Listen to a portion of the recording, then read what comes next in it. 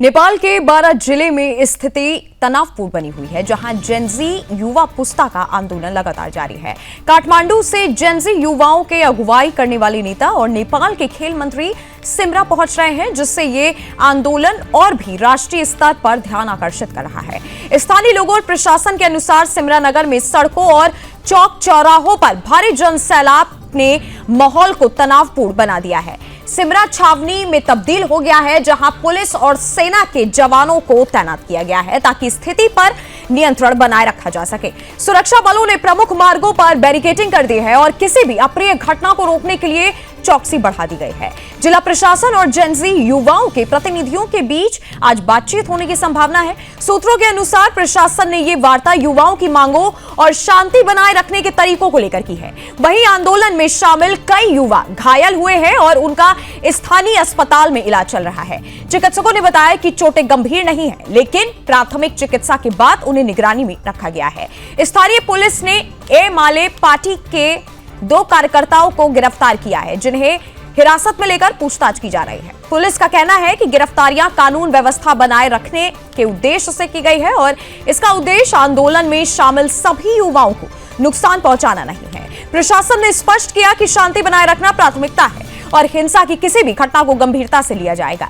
स्थानीय नागरिकों ने बताया कि युवा आंदोलन के दौरान शहर के कुछ हिस्सों में यातायात प्रभावित हुआ और बाजारों में दुकानदारों ने अपने कारोबार को अस्थायी रूप से बंद कर दिया है। बावजूद इसके अधिकांश लोग शांतिपूर्ण प्रदर्शन की उम्मीद में अपने घरों में सुरक्षित बने हुए हैं। इस आंदोलन के पीछे की मुख्य वजह जेनजी युवाओं के अनुसार उनकी सामाजिक और राजनीतिक मांगों का सुनवाई न होना है। युवाओं का कहना है कि वे अपने अधिकारों और भविष्य के मुद्दों पर सरकार से वार्ता चाहते हैं। आंदोलन का स्वरूप व्यापक रूप से शांतिपूर्ण है, लेकिन कुछ हिस्सों में झड़पें भी हुई हैं, जिसके कारण घायल हुए हैं। जिला प्रशासन ने सुरक्षा बढ़ाने के साथ साथ स्थानीय समुदाय और युवाओं के बीच संवाद स्थापित करने पर जोर दिया है। अधिकारी लगातार युवाओं से अपील कर रहे हैं कि वे हिंसा से दूर रहें और वार्ता के जरिए अपने मुद्दों को उठाएं। इसके साथ ही पुलिस और सेना की तैनाती से इलाके में नियंत्रण बनाए रखने में मदद मिल रही है। काठमांडू से पहुंचे नेता और खेल मंत्री जेनजी युवाओं से वार्ता कर उनकी मांगों और अपेक्षाओं को समझेंगे। उनके पहुंचने से प्रशासन और युवाओं के बीच संवाद की संभावना और ज्यादा बढ़ गई है और उम्मीद जताई जा रही है कि जल्द ही स्थिति सामान्य होगी। हालांकि स्थानीय अस्पतालों और पुलिस प्रशासन की तत्परता के बावजूद आंदोलन में घायल हुए युवाओं की संख्या बढ़ने की आशंका है। प्रशासन का कहना है कि सभी आवश्यक चिकित्सकीय सुविधाएं मुहैया कराई जा रही है और घायल युवाओं का इलाज किया जा रहा है।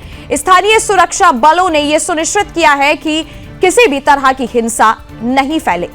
बैरिकेडिंग, पेट्रोलिंग और निगरानी के जरिए मुख्य मार्गों और संवेदनशील क्षेत्रों की सुरक्षा भी बढ़ाई गई है। साथ ही आपको बता दें कि नागरिकों से भी ये अपील की गई है कि वे किसी तरह की अफवाहों पर बिल्कुल ध्यान न दें और प्रशासन के निर्देशों का पालन करें। इस आंदोलन के चलते बारा जिले का माहौल कड़ा और तनावपूर्ण बना हुआ है, लेकिन प्रशासन और युवाओं के बीच संवाद की संभावनाओं के चलते स्थिति को नियंत्रण करने की कोशिश लगातार जारी है। पुलिस और प्रशासन ने कहा है कि जल्द ही स्थिति पूरी तरह से सामान्य हो जाएगी और सभी युवाओं से अपील की गई है कि वे हिंसा से दूर रहें और शांतिपूर्ण ढंग से अपनी बात सामने रखें।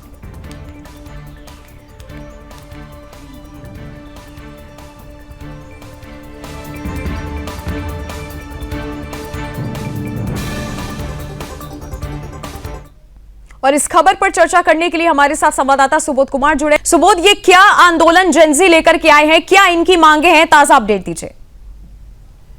बिल्कुल, जिस तरह से जेनजी युवा पुस्ता ने आंदोलन कर रखा है, फिर से आज सुलग भड़का है, उसमें आपको बताते चले कि 2 दिन पहले जो महेश बसलेत और एक और पोखरेल जी हैं, जो एमएलए के नेता हैं, वो अपना जन संबोधन करने के लिए बारा जिला में नीचगढ़ के पास पहुंचने वाले थे। उसी समय कार्यकर्ता एमएलए के कार्यकर्ता वहां विमानस्थल से अपना के नेता को जो स्वागत करने के लिए वहां पर उतरे थे।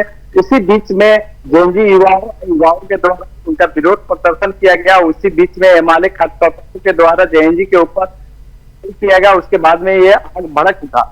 भड़कने के बाद में आज के समय की बात करें तो आज तीसरा दिन है जो कि वहां सिमरा में तनावग्रस्त है और कल के संध्या में काठमांडू से जो जेनजी पुस्ता का अगुवाई करने वाले सुदन गुरुंग है, वो कल संध्या में पहुंच गया है और वहां के खेल मंत्री जो जेनजी युवा पुस्ता से तो वहां पे खेल मंत्री बबलू गुप्ता जी को बनाया गया है, वो भी बारा जिला में पहुंच गया है। और आज के 12 बजे के बाद इनकी वार्ता होनी है। जबकि आपको बता दें कि एमएलए इनका युवा पुस्ता के द्वारा कहना था कि जो एमएलए के जो हाथापाई किए हैं उनको पकड़ के रखा जाए, मगर वो अभी नाकामयाब है और अभी वहां के स्थानीय 2 वार्ड अध्यक्ष जो है एमएलए के कार्यकर्ता बताए जा रहे हैं, उनको हिरासत में लिया गया है और उनको रिमांड पर लेके पूछताछ की जा रही है। अब देखना यही होगा कि जेएनजी युवा पुस्ता के जो अगुवाई कर रहे हैं सुदन गुरुंग और बबलू गुप्ता जो खेल मंत्री है, ये किस तरह से वास्तविक जी की पुस्तक के हक में वो क्या करना चाहते हैं। जेएनजी पुस्तक का सिर्फ यही मांग है कि भ्रष्टाचारियों को यहाँ से दूर करे, नेपाल से भगाने से भी इन्होंने अपना नाम दे रहा है। दूसरी तरफ से बताते चले कि जो इनका कहना है कि हमारा हिंदू राष्ट्र कैसे बचेगा, नेपाल का धरोहर संस्कृति कैसे बचेगा, इनका बस यही अपना चिंता बना हुआ है। जो पूर्व जी सुबोध, और हमें ये भी पता चल रहा है कुछ जो युवा हैं वो घायल भी हुए हैं। कितने युवाओं को इस समय अस्पताल में भर्ती कराया गया है? बिल्कुल, कल के झड़प में आपको दर्जनों से ज्यादा जेएनजी के युवा पुस्ता घायल हुए हैं, जो कि स्थानीय अस्पताल में उनका चिकित्सीय और डॉक्टर के देख रेख में उनकी निगरानी की जा रही है। मगर उतने भयंकर चोट वगैरह तो नहीं आए, मगर झड़प में चोटें आई हैं, किसी का नाक या आंख पे चोट, इस तरह की छोटी मोटी घटनाएं हुई है। अब हिंसा होना भी लाजमी है। अब रहा कि जिस तरह से जेएनजी युवा पुस्ता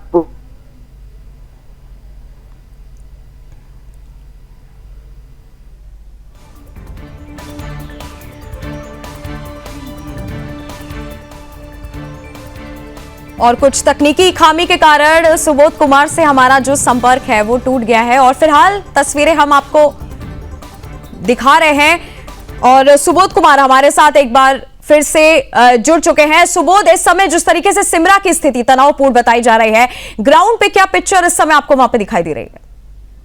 बिल्कुल, वहां पे देखा जाए तो पुलिस प्रशासन अभी पूरी छावनी में तब्दील हुई है। नेपाली सेना के जवान भी वहां पहुंच चुके हैं और परिचालन चालू कर दिए है। जेएनजी युवा पुस्ता आज के समय, आज जो सुबह की घटना आपको बता रहे हैं कि जेएनजी पुस्ता उसी पुलिसकर्मी को जो वहां पे अपना परिचालन कर रहे थे, पानी की बोतलें और बिस्किट जैसे सामग्री, खाद्यान्न सामग्री जो पीने वाली वस्तुएं उनको दे रहे थे, उनका भी समर्थन कर रहा है। जबकि पूरे रोड साफ सफाई, जितने भी कचरा का अमल पड़ा था, जेएनजी युवा पुस्ता भी सब सफाई भी कर रहा है। मगर उनका कहना है कि हम शांतिपूर्ण आंदोलन करना है, इस भ्रष्टाचारियों के खिलाफ में हम लोग आंदोलन कर रहे हैं, तो मांगे भी जाएगा तो भी कर रहा है। सुशीला के जो प्रधानमंत्री यही जेएनजी युवा पुस्ता ने उन्होंने उनसे भी ये मांग कर रहे हैं कि हमारी जो मांगे है वो ये या तो पूरा, नहीं तो हम फिर करेंगे। जी सुबोध कुमार, और साथ ही जो खेल मंत्री हैं, युवाओं से वार्तालाप करने को बताया गया है, क्या कोई ऐसी ताजा अपडेट आई है, कोई समय निकल के आया है कि कब उनसे बातचीत होगी, किस तरीके से इन सब का हल निकाला जाएगा? बिल्कुल, कल संध्या में आने के बाद में उन्होंने कल 12 बजे के बाद जिला ने हमें समय दिया, हम उस समय पर पहुंचकर उनसे वार्तालाप करेंगे। हम किसी भी जिला प्रशासनिक कार्य में बाधा नहीं डालेंगे, उनके समय तय सीमा के हिसाब से हम लोग वार्ता करेंगे। अब वहाँ के जिला प्रशासन जो है वो भी 2 दिन भी आके वहाँ से शिमला में बुझाया दिया गया कि हम लोग आपकी बातों को भी समझेंगे, आप वार्ता में आइए। मगर जो जेएनजी युवा पुस्ता के जो लीडरशिप करते हैं सुदन गुरुंग, उनका कहना था कि नहीं, इस बार की जो आंदोलन होगा प्रदेश से होगा, इस एमएलए पार्टी को हम लोग देखने का काम करेंगे, जो भ्रष्टाचारी नेताओं को यहाँ से निकालने का काम करेंगे। इस तरह की बातें अभी चर्चा में आ रही है और 12 बजे के बाद देखना है कि कब ये लोग वार्ता में बैठेंगे। जी सुबोध, और हालांकि 2 कार्यकर्ताओं को गिरफ्तार भी किया गया।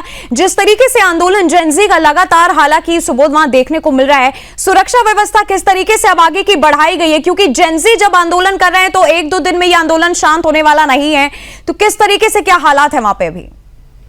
बिल्कुल, सभी जगह अभी पूरे नेपाल में हाई अलर्ट मोड पे रखा गया। जगह जगह पुलिस प्रशासन से भी अब ऊपर चढ़ के नेपाली सेना का भी परिचालन कर दिया गया है। और ये जेएनजी युवा पुस्ता जो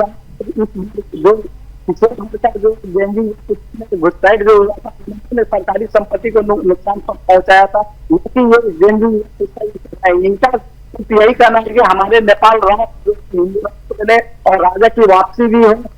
इस तरह की जो बातें हैं, चर्चाएं सबसे बड़ी चीज है कि इनका नेपाली जनता, हिंदू सनातनी धर्म के लोग भी अब इनको समर्थन कर रहे हैं कि नहीं, जेएनजी युवा। जी सुबोध जी, बहुत बहुत धन्यवाद हमारे साथ जुड़ने के लिए। इस खबर